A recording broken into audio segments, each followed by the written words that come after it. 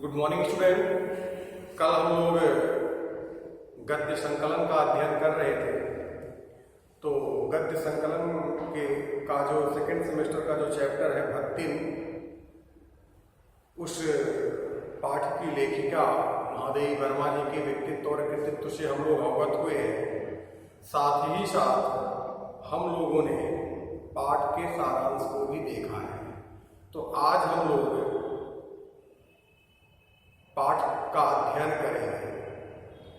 तो मैं आपसे यही कहूँगा, अगर आप जब वीडियो देखिएगा तो पुस्तक भी हाथ में रखिएगा, तभी सारी चीज़ें आपको समझ में आएंगी। तो आइए पाठ का अध्ययन किया जाए। देखिए, यह महादेवी वर्मा जी का यह पाठ महादेवी वर्मा जी का एक संस्मरणात्मक लेख है, जिसमें महादेवी वर्मा ने अपनी सेविका भक्तिन के गुण दोषों का उल्लेख किया है। उसके जीवन को शब्दों के माध्यम से उकेरने का प्रयास किया है। तो आइए इस संस्मरण का अध्ययन किया जाए।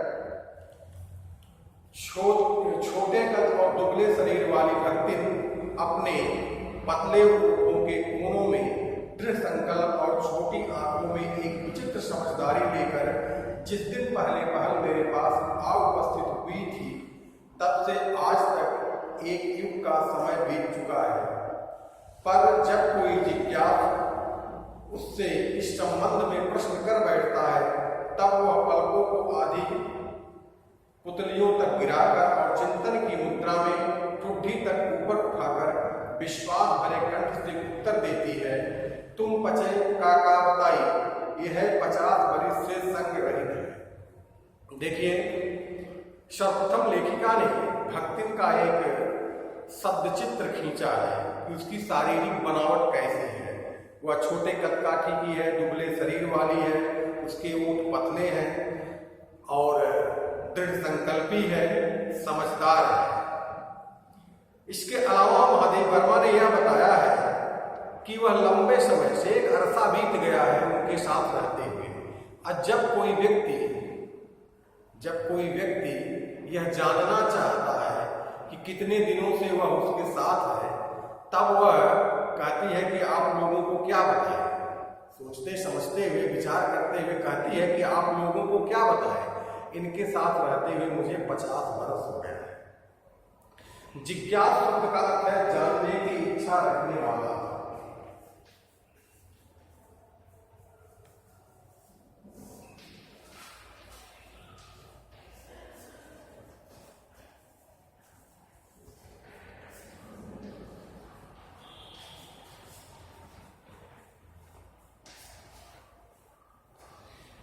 इस हिसाब से मैं 75 की ठहरती हूँ और वह 100 वर्ष की आयु को भी पार कर जाती है। इसका भक्तिन को पता नहीं। वह बता देती है कि 50 सालों से हम इनके साथ रहते हैं। यह अंदाजा नहीं लगा पाती है कि उस हिसाब से उसकी आयु कितनी होगी और महादेवी वर्मा की आयु कितनी होगी।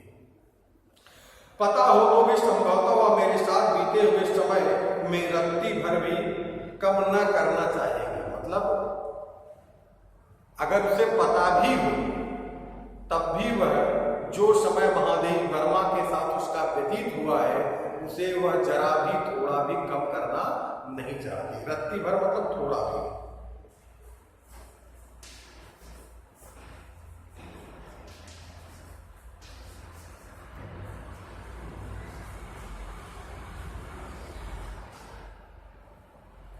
मुझे तो विश्वास होता जा रहा है कि कुछ वर्ष और बीत जाने पर वह मेरे साथ रहने के समय को खींचकर 100 वर्ष तक पहुंचा देगी, चाहे उसके हिसाब से मुझे 150 वर्ष की असंभव आयु का भार क्यों न ढोना पड़े।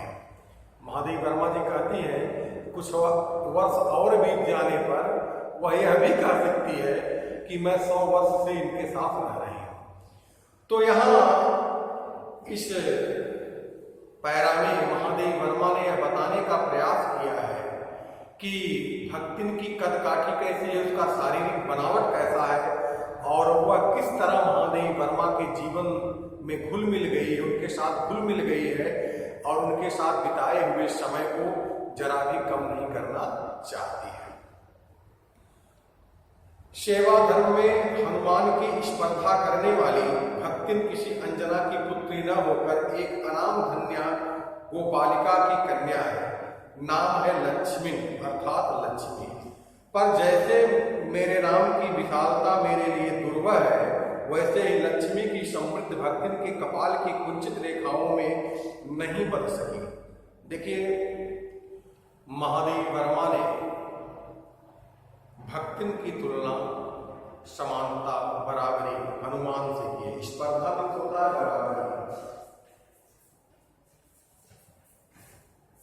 स्पेलिंग आपके बुक में सही नहीं है बेटा, इसको करेक्ट कर लीजिएगा। स्पर्धा मतलब बराबरी।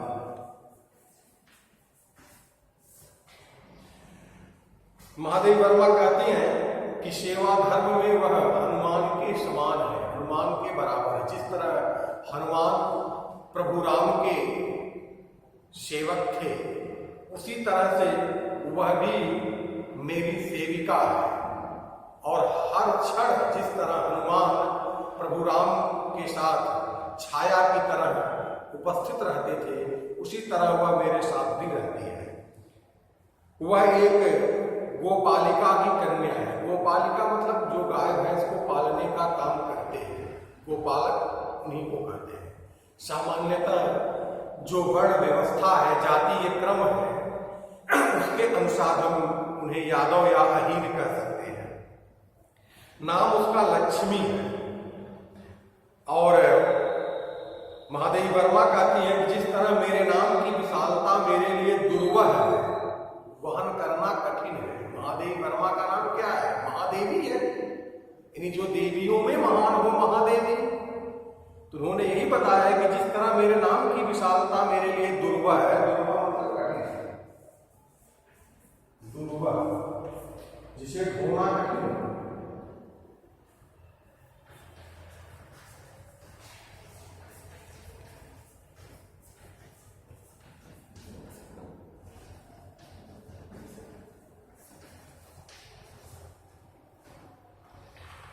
तो बता रही है कि जिस तरह मेरा नाम मेरे नाम की विशालता मेरे लिए दुर्लभ है, वैसे ही उसका वास्तविक नाम लक्ष्मी है। लेकिन उसके भाग्य में सुख और समृद्धि नहीं है। वैसे तो जीवन में प्राय सभी को अपने अपने नाम का विरोधाभास लेकर जीना पड़ता है, पर भक्तिन बहुत समझदार है, क्योंकि वह अपना समृद्धि सूचक नाम किसी को बताती नहीं। देखिए, हर व्यक्ति को अपने नाम के विरोधाभास को लेकर जीना पड़ता है। एक कहावत है जिसमें यही उसका वो है कि नाम तो है लक्ष्मीदास, भीख मांग रहे हैं। लक्ष्मीदास सड़क पर भीख मांग रहे हैं और गरीब दास जो है शहर के बहुत बड़े सेठ हैं। तो कहने का मतलब यहाँ यह है कि हर व्यक्ति को अपने नाम के विरोधाभास के साथ जीना पड़ता है। लेकिन भक्तिन समझदार है। क्यों समझदार है? क्योंकि वह किसी भी व्यक्ति से अपने नाम के विषय में बताती ही नहीं है कि मेरा नाम लक्ष्मी है। केवल जब नौकरी की खोज में आई थी, तब ईमानदारी का परिचय देने के लिए उसने श्रेष्ठ इतिवृत्ति के साथ यह भी बता दिया, पर प्रार्थना के साथ कि मैं कभी नाम का उपयोग न करूं। जब वह नौकरी के लिए लेखिका के पास आई थी, जब अपनी पूरी कहानी उन्हें बताई, तो साथ ही साथ उसने अपना नाम भी बताया, वास्तविक नाम भी बताया, और कहा, निवेदन किया कि आप मुझे इस नाम से कभी पुकारिएगा मत, बुलाइएगा मत। इतिवृत्ति शब्द का अर्थ होता है कथा, कहानी।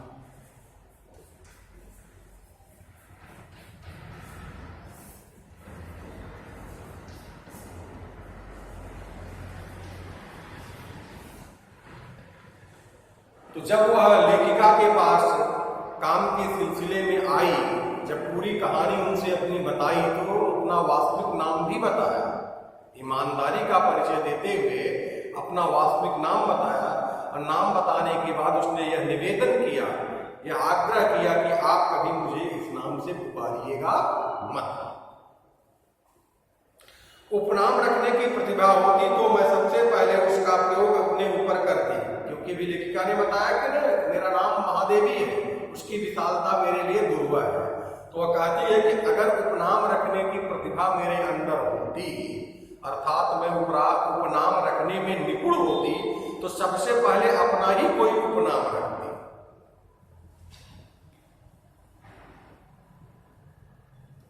इस तथ्य को वह देहाती क्या जाने। इसी से जब मैंने कंठी माला देखकर उसका नया नामकरण किया, अर्थात लेखिका ने कहा कि मुझे उपनाम रखने के मतलब मुझे उपनाम रखना मालूम नहीं है, कैसे उपनाम रखा जाता है। मैं उस महारत में उस उपनाम रखने की कला में मैं महारत हासिल नहीं की, लेकिन मैंने उसके कंठी माला और उसके वेशभूषा को देखकर उसे एक नया नाम दिया, भक्ति। लेखिका यही बताती है कि उपनाम रखने की प्रतिभा होती तो सबसे पहले उसका प्रयोग अपने ऊपर करती। इस तथ्य को वह देहाती किया जा रहा है, अर्थात वह उपनाम रखने की कला से अनभिज्ञ है, उस प्रतिभा से अनभिज्ञ है। हाँ, यह बताती है कि वह देहाती इस चीज को क्या जाने। मैंने उसकी वेशभूषा को देखकर उसका एक नया नामकरण किया, भक्ति, और वह कवित्वहीन नाम को पाकर भी गदगद हो उठी, मतलब प्रसन्न हो गई। लेखिका कहती है कि उपनाम रखना मुझे नहीं आता है, उपनाम रखने की प्रतिभा मेरे अंदर नहीं है। अगर होती तो सबसे पहले मैं अपना ही कोई उपनाम रख लेती। हाँ, जब उसने आग्रह किया कि मुझे मेरे वास्तविक नाम से न पुकारिए, तो उसकी वेशभूषा को देखते हुए महादेवी वर्मा ने उसका नया नामकरण किया, भक्ति। और यह कवित्वहीन नाम पाकर यह निरर्थक नाम भी उसके लिए सार्थक हो गया और वह प्रसन्न हो गई। गदगद हो उठी मतलब प्रसन्न हो गई। शब्द के अर्थ को लिखते चलिएगा और पढ़ते समय पुस्तक अवश्य आप अपने पास रखिए वीडियो देखते समय, अन्यथा आपकी समझ में नहीं आएगा। भक्तिन के जीवन का एक व्यक्ति बिना जाने हुए उसके स्वभाव को पूर्णतः क्या अंततः समझना भी कठिन होगा। लेखिका बताती है कि भक्तिन की कहानी को बिना जाने उसके स्वभाव को पूर्णतः क्या अंशतः मतलब थोड़ी मात्रा में भी समझना कठिन होगा। अर्थात भक्तिन को जानने के लिए, उसके स्वभाव को जानने के लिए उसके विगत जीवन की कहानी को जानना नितांत आवश्यक है, तभी हम उसके स्वभाव से, उसकी कहानी से परिचित हो पाएंगे। वह ऐतिहासिक झूसी में गांव प्रसिद्ध एक सूरमा की इकलौती बेटी ही नहीं, मतलब सूरमा मतलब होता है बहादुर, विमाता की किंवदंती बन जाने वाली ममता की छाया में भी पली है। तो यहाँ यही बता रही है, देखिए भाव इसका यही है कि वह झूसी के रहने वाले एक गोपालक की इकलौती बेटी है, माँ की मृत्यु हो गई है। विमाता, विमाता मतलब सौतेली माँ।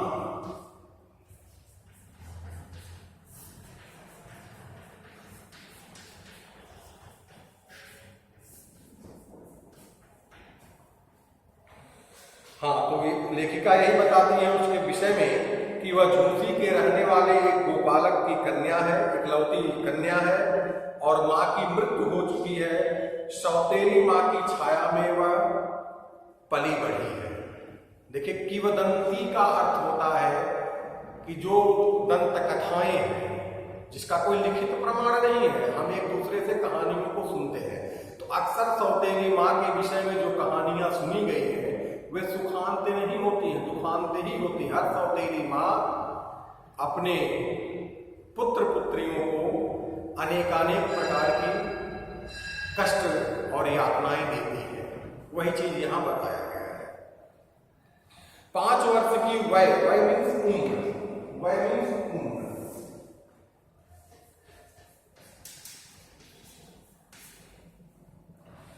5 वर्ष की वय में उसे हड़िया ग्राम के एक संपन्न गोपालक की सबसे छोटी पुत्रवधू मतलब पुत्र की पत्नी बनकर पिता के शास्त्र से 2 पग आगे रहने की ख्याति कमाई और 9 वर्षीय युवती का गौना देकर विमाता ने बिना मांगे पराया धन लौटाने वाले महाजन का पुण्य लूटा। भाव यहां यही है कि 5 वर्ष की आयु में उसका विवाह हो जाता है और 9 वर्ष की आयु में उसका गौना हो जाता है। अर्थात 9 वर्ष की आयु में वह वैवाहिक जीवन के प्रति समर्पित हो जाती है। देखिए, यह उम्र पढ़ने लिखने खेलने खाने की होती है, लेकिन इस छोटी सी उम्र में उसे विवाह की जिम्मेदारियों से बांध दिया जाता है।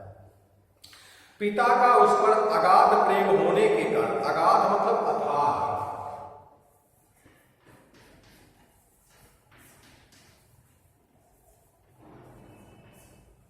किस पर अगाध प्रेम है? अपनी पुत्री पर।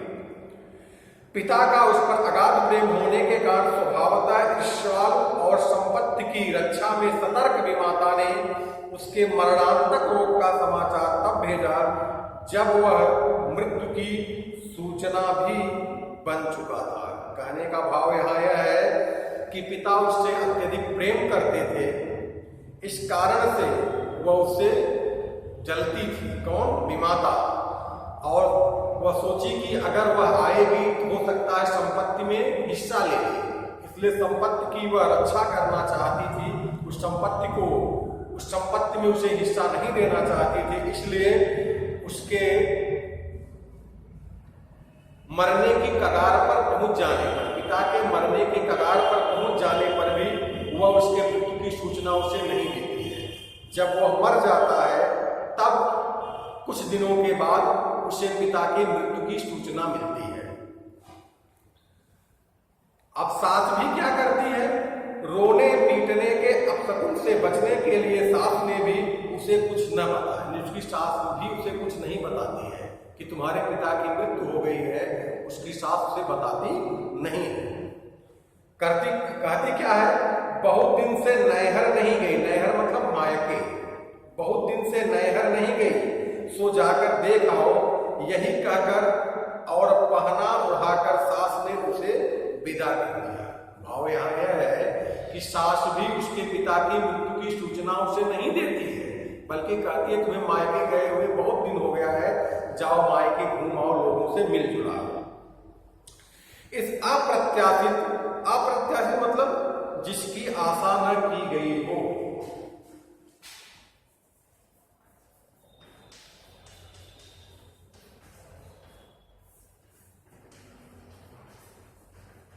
अप्रत्याशित जिसकी आशा न की गई हो। भाई अप्रत्याशित इसलिए है क्योंकि सास बिना कहे ही मायके ले गई है। तो अप्रत्याशित शब्द का अर्थ है जिसकी आशा न की गई, अचानक होने वाला। तो इस अप्रत्याशित अनुग्रह ने उसके पैरों में जैसे पंख लगा दिए थे। अनुग्रह प्रार्थना, अनुग्रह का मतलब होता है कृपा, दया।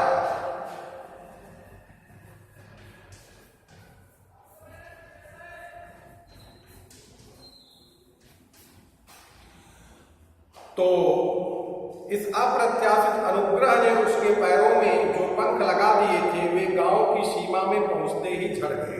अर्थात सास ने बिना कुछ कहे ही जो उसके ऊपर कृपा दृष्टि बरसाई कि मायके चली जाओ, अपने लोगों से मिल आओ,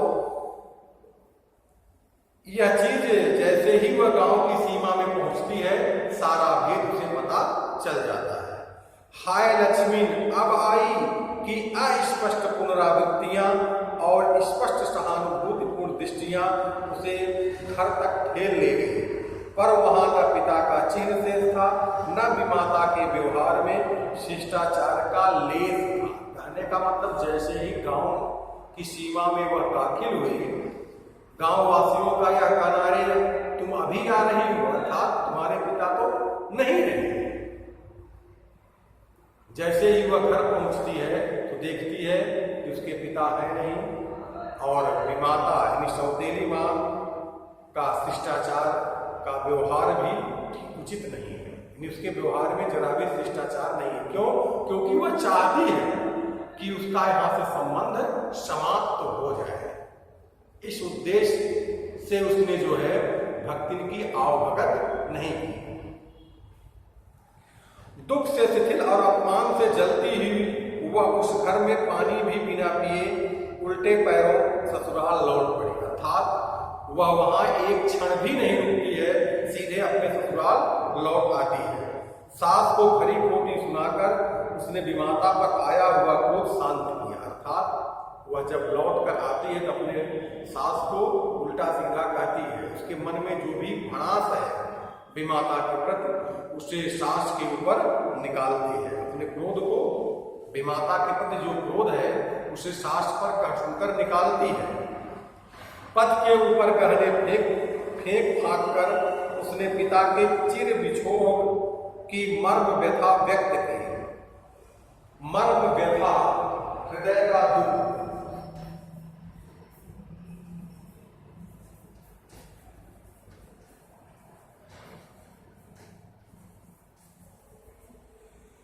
और पिता से अलग होने का जो दुख है वह अपने पति के ऊपर गहने फेंक कर क्रोध प्रकट करके वह व्यक्त करती है। तो अभी तक कहानी में यही पता चलता है कि भक्तिन किस तरह उसका कम उम्र में विवाह हो जाता है और सौतेली माँ उसके साथ, उसके पिता की मृत्यु हो जाने पर सौतेली माँ का कैसा व्यवहार है, इत्यादि चीजों के बारे में हमें पता चलता है। और इस तरह उसके जीवन का प्रथम परिच्छेद समाप्त हो जाता। परिच्छेद मीन्स विस्तार।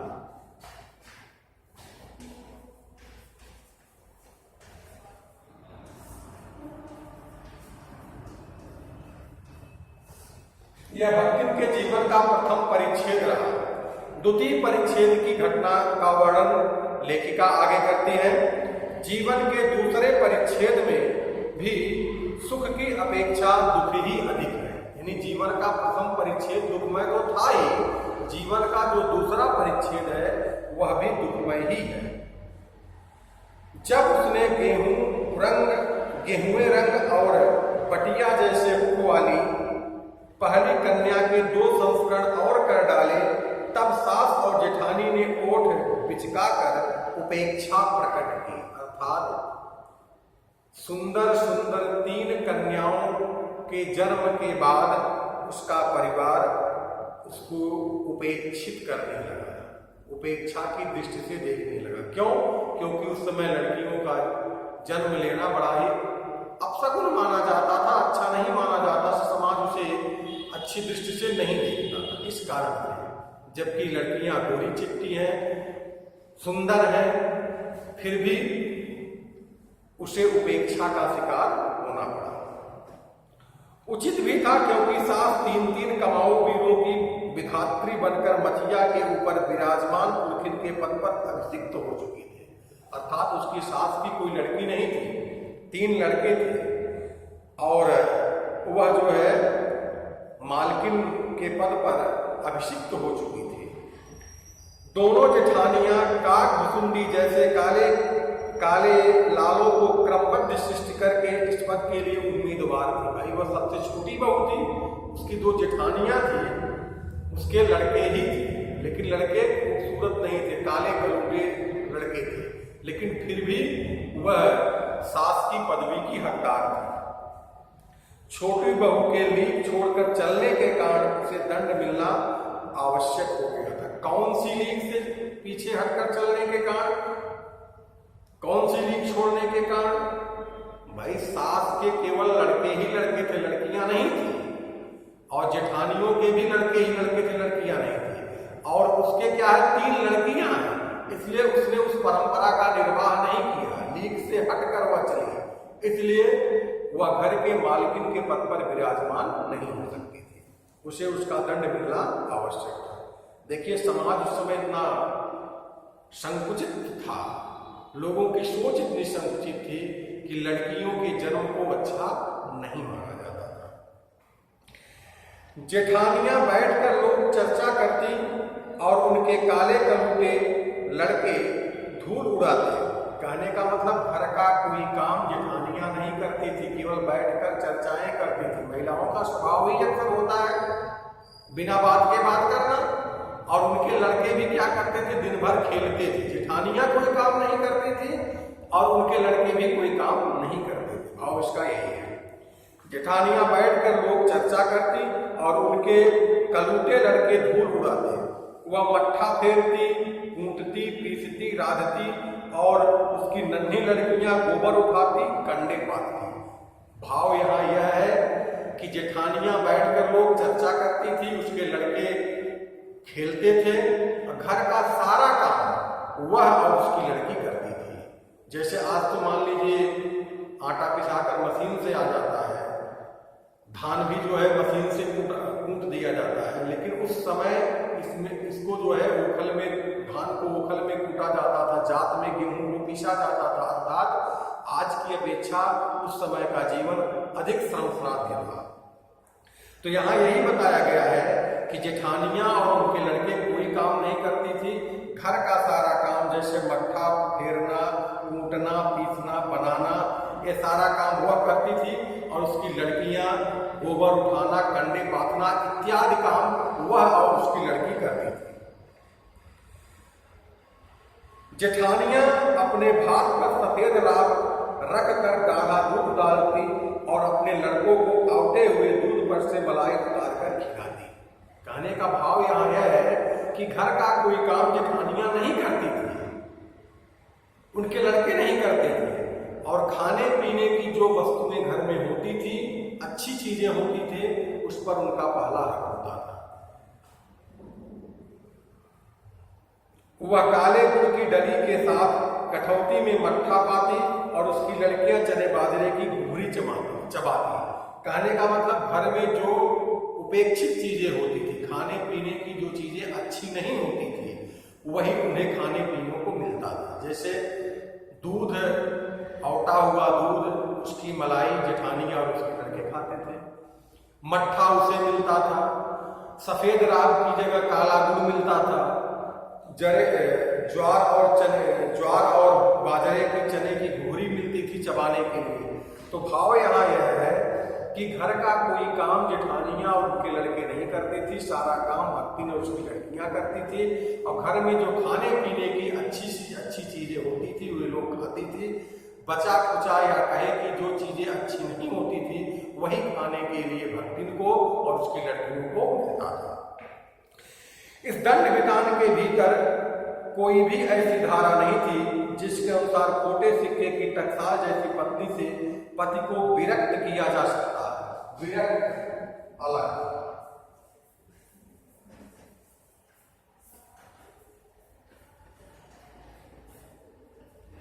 कहने का भाव यह है कि पति जो है अपनी पत्नी को अत्यधिक प्यार करता था। इतने सब के बावजूद भी ये नहीं था कि 3 पुत्रियों को जन्म देने के कारण वो अपनी पत्नी को उपेक्षित करता था, नहीं, वो अपने पत्नी से अधिक प्यार करता था। सारी चुगली चबाई की परिणति उसके पति प्रेम को बढ़ाकर ही होती थी। जेठानियां उसकी चुगली करती थी, शिकायत करती थी, फिर भी उसके पति पर उसका कोई प्रभाव नहीं पड़ता था, बल्कि उसका परिणाम क्या होता था? परिणति का मतलब होता नतीजा।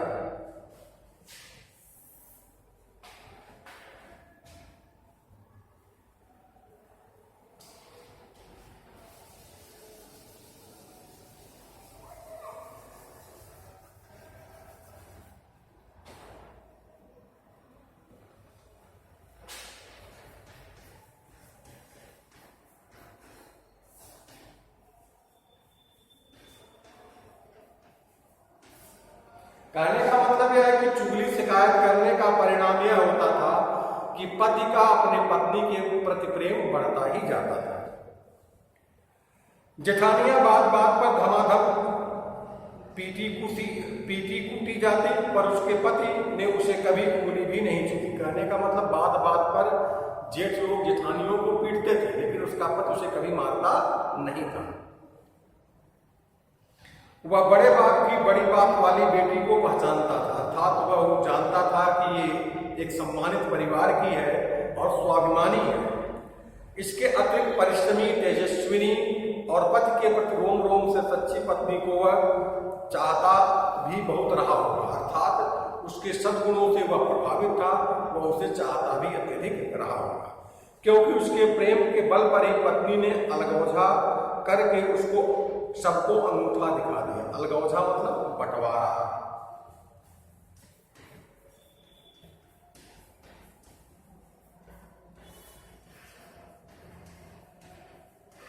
कहने का भाव यह है कि वह अपनी पत्नी के कहने पर ही बंटवारा कर लेता है। काम वही करती थी, इसलिए गाय भैंस खेत खलियान अमराई के पेड़ आदि के संबंध में उसका ज्ञान बहुत बढ़ा चला था। अर्थात घर गृहस्थी का हर काम वही करती थी। तो कहाँ क्या चीजें हैं, कौन से खेत में अच्छा अनाज पैदा होता है, कौन सा पेड़ अच्छा फल देता है, इन सब सारी चीजों से वह परिचित थी। उसने छांट छांट कर ऊपर से असंतोष की मुद्रा के साथ और भीतर से पुलकित होते हुए जो कुछ लिया वह सबसे अच्छा भी रहा। साथ ही परिश्रमी दंपत्ति के निरंतर प्रयास से उसका सोना बन जाना भी स्वाभाविक हो गया। कहने का मतलब वह छांट छांट कर हर चीज को ली, ऊपर से संतोष के भाव थे और वह परिश्रमी थी। उसके परिश्रम से हर चीज उसका जो है सोना बन गया, अर्थात उसके घर गृहस्थी में संपन्नता आ गई। धूमधाम से बड़ी लड़की का विवाह करने के उपरांत पति ने घरौदे से खेलती हुई 2 कन्याओं और कच्ची गृहस्थी का भार 29 वर्ष की पत्नी पर छोड़कर संसार से विदा ली। कहने का भाव यहाँ यह है कि बड़ी लड़की के शादी के बाद उसके पति की मृत्यु हो जाती है। जब वह मरा तब उसकी अवस्था 36 वर्ष से कुछ अधिक रही होगी। जब उसके पति की मृत्यु हुई तो उसकी अवस्था 36 वर्ष से कुछ अधिक रही होगी। पर पत्नी आज उसे बुढ़ऊ कहकर स्मरण करती है, याद करती है। क्या कहकर? बुढ़ऊ कहकर।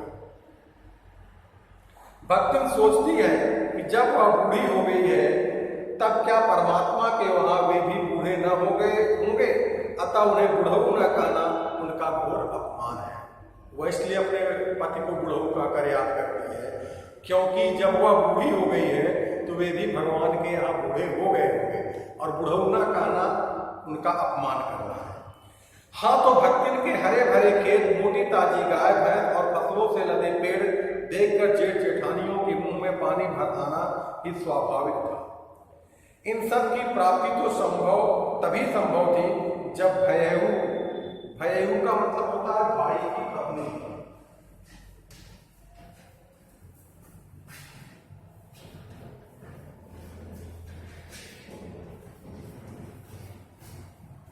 भयेहू का मतलब भाई की पत्नी। जब भयेहू दूसरा घर कर लेती, मतलब दूसरी शादी कर लेती, पर जन्म से खोटी भक्तिन इनके चकमे में आई ही नहीं, मतलब इनके झांसे में नहीं है, किनके? अपने जेठों के। उसने क्रोध से पांव पटक पटक कर आंगन को कंपायमान करते हुए कहा। देखिए, भक्तिन के कथन में आम बोलचाल की, मतलब आम बोलचाल की ग्रामीण भाषा का प्रयोग है। कंपायमान करते हुए कहा, हम पूरी बिलारी न होए, हमार मन गुसाई तो हम दूसरे के घर जा, नहीं तो तुम्हार पचय की छाती पे हो रहा भूजन और राज कर समझे रहो।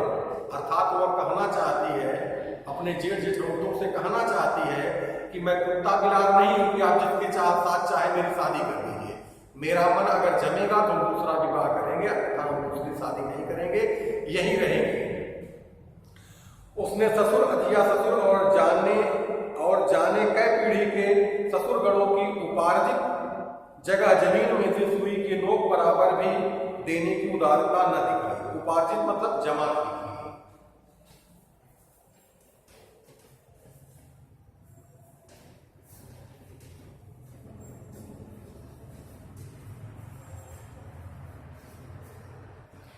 मतलब यहाँ कवित्री कहती है कि वह जो पैतृक संपत्ति है उसमें से 1 इंच भी किसी को देने की महानता उसने नहीं दिखाई। उसने किया क्या? इसके अतिरिक्त गुरु से कान कुआ, कंठी बात और पति के नाम पर घी से चिकने केसों को समर्पित कर अपने कभी न टलने की घोषणा करती। अर्थात वह एक विधवा का जीवन जीने के लिए तैयार हो गई। अपने केसों को छिलवा देती है, और गुरु से मंत्र ले लेती है, गले में कंठी धारण कर लेती है, वह विधवा का जीवन जीने के लिए तैयार हो जाती है। लेकिन किसी को अपने जमीन में अपनी संपत्ति से 1 इंच भी देना उसे मंजूर नहीं है। भविष्य में भी संपत्ति सुरक्षित रखने के लिए उसने छोटी लड़कियों के हाथ पी लेकर उन्हें ससुराल पहुंचा दी। दोनों छोटी लड़कियों की शादी भी उसने कर दिया और पति के चुने हुए बड़े दामाद को घर जमाई बनाकर इस प्रकार उसके जीवन का तीसरा परिच्छेद प्रारंभ हुआ।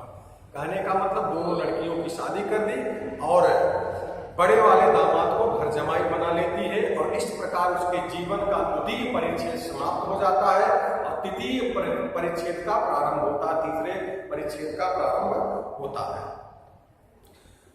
तो भक्तिन का दुर्भाग्य भी उससे कम हठी नहीं था।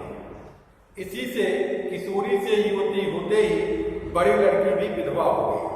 भय से पार न पा सकने वाले जेठों और काकी को परास्त करने के लिए कटिबद्ध जेठौतों ने आशा की एक किरण देख पाई। कहने का मतलब उन्हें लगा कि भयों को तो हम नहीं परास्त कर पाए, लेकिन अब इस लड़की की शादी अपने किसी रिश्तेदार से करा दे तो इसकी संपत्ति को हम बढ़ा सकते हैं।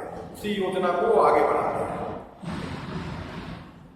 विधवा बहन के गठबंधन के लिए बड़ा जेठौत अपने तीतर लड़ाने वाले साले को बुला लाया, क्योंकि उसका हो जाने पर सब कुछ उन्हीं के अधिकार में रहता। उन्हें लगा कि अगर मेरे साले की शादी इस लड़की से हो जाएगी तो इस संपत्ति पर मेरा अधिकार हो जाएगा।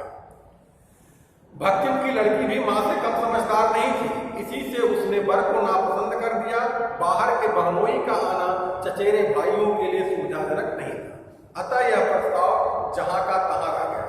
तब वे दोनों माँ बेटी को मन लगाकर अपनी संपत्ति की देखभाल करने लगी और मान न मान मैं तेरा मेहमान की कहावत चरितार्थ करने वाले वर के समर्थक उसे किसी न किसी प्रकार पद की पदवी पर अभिषिक्त कराने का उपाय सोचने लगे। अर्थात जो उसके प्रतिद्वंदी थे उनके मन में यह बात आई किसी न किसी ढंग से इस वर को उसके गले बांध लिया जाए। एक दिन मां की अनुपस्थिति में वर महाशय ने बेटी की कोठरी में घुसकर भीतर से दरवाजा बंद कर लिया और उसके समर्थक गांव वालों को बुलाने लगे। मतलब वो घर में जाकर अंदर से कुंडी लगा दिया और उसके समर्थक गांव में लोगों को बुलाने के लिए चले गए। युवती ने जब उस डकैत वर की मरम्मत कर कुंडी खोली तब पंच बेचारे समस्या में पड़ गए। जब उस युवती ने उसकी पिटाई करते हुए दरवाजा खोला तो द्वार पर आए हुए पंच समस्या में पड़ गए।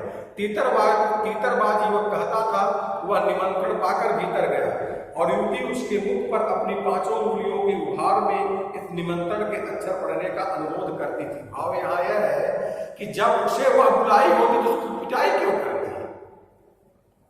यहाँ पंचों के समक्ष यह बात है कि अगर वह उसे बुलाई होती तो उसको मारती नहीं, पीटती नहीं। अब पंच यहाँ दुविधा में पड़े हैं। क्यों? क्योंकि वो कहता मुझे बुलाया गया, वह कहती है कि यह जबरदस्ती मेरे घर में घुस गया था। अंत में दूध का दूध पानी का पानी करने के लिए पंचायत बैठी। सबने सिर हिला हिलाकर इस समस्या का मूल कारण कलयुग को स्वीकार किया। अपीलहीन फैसला हुआ कि चाहे उन दोनों में एक सच्चा हो चाहे दोनों झूठे हों, पर जब एक कोठरी से निकले तब उनका पति पत्नी के रूप में रहना ही कलयुग के दोष का परिमार्जन कर सकता है। परिमार्जन मतलब दूर कर सकता है। परिमार्जन मतलब दूर करना।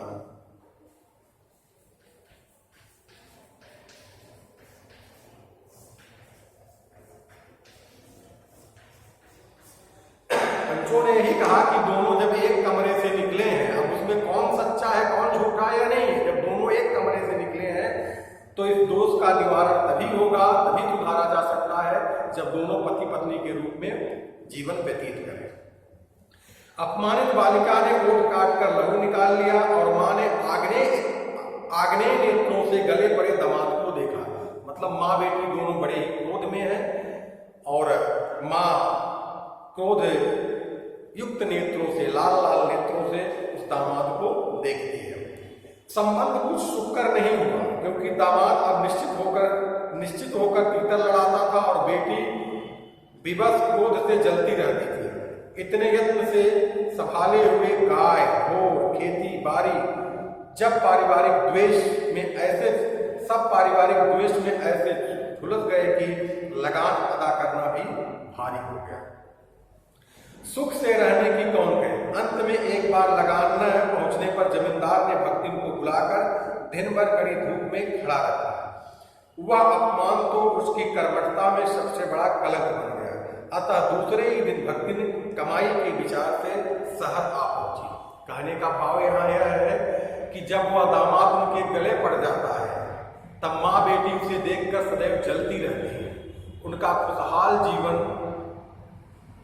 जो है दुखमय हो जाता है और अब उस मनोवेग से वे अपने खेती में काम नहीं कर पाती हैं और नतीजा क्या हो गया कि जिस जमींदार का लगान वे समय से देते थे, आज लगान न दे पाने के कारण भक्तिन को जमींदार ने बुलाकर दिन भर धूप में खड़ा किया और यह चीज उसके लिए असह्य हो गई और वह कमाने के लिए इलाहाबाद शहर चली जाती है।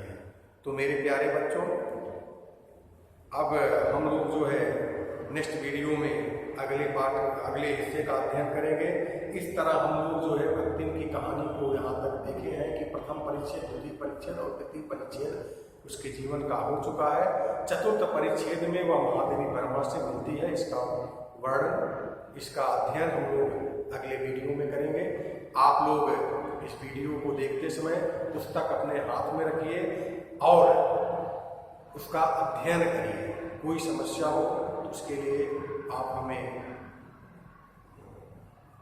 हमसे संपर्क कर सकते हैं। Okay, thank you.